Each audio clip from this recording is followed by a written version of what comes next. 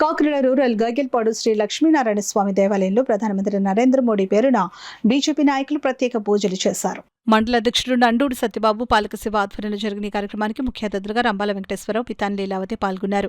ఈ సందర్భంగా బీజేపీ నాయకులు రంబాల వెంకటేశ్వరరావు మాట్లాడుతూ, ప్రియతమ ప్రధానమంత్రి 4399 రోజులు భారత ప్రజలకు కావ్య దక్షతతో సుదీర్ఘకాలం పరిపాలన అందిస్తున్నారని అన్నారు.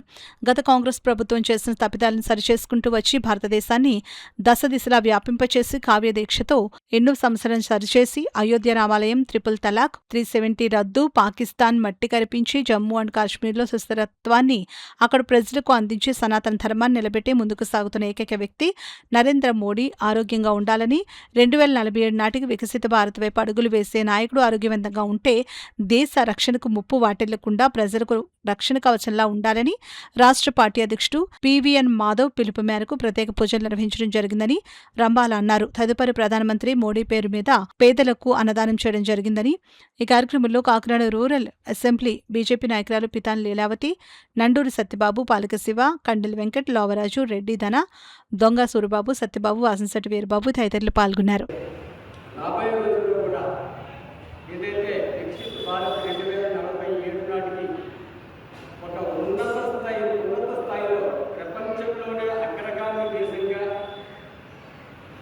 ఎవరికి కూడా ఎటువంటి లోటు లేకుండా దేశం సుభిక్షంగా ఉండేదానికి ఒక ప్రణాళిక సిద్ధం చేశారు.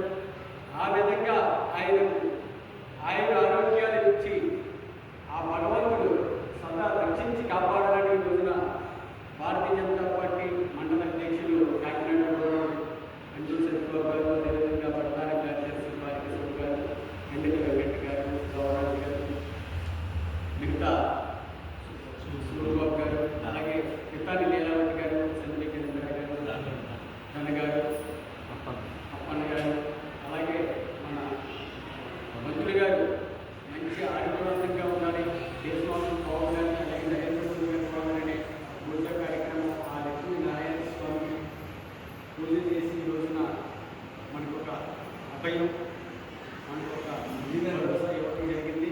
ఆ విధంగానే ఆయనకు పిలిచి నాయకత్వం ఏదైతే నరేంద్ర మోడీ గారు చేసే పనుల్లో ప్రతి ఒక్కరూ కూడా గౌరవంగా కాకుండా భగవంతుడు కూడా ఉండాలని చేయడం జరిగింది. ఆ విధంగా భారతీయ జనతా పార్టీ కార్యకర్తలు కూడా దృక్పథంతో మంచి ఆలోచనతో ముందుకు వెళ్ళాలి. ఈ దేశాన్ని రక్షించేదానికి ప్రతి ఒక్కరిని కలుపుకుంటూ ఈ ధర్మాన్ని కాపాడాలి అనే ఆలోచనతో ప్రతి ఒక్కరూ కూడా కులం, మత, వర్గ భేదాలకు అతీతంగా దేశం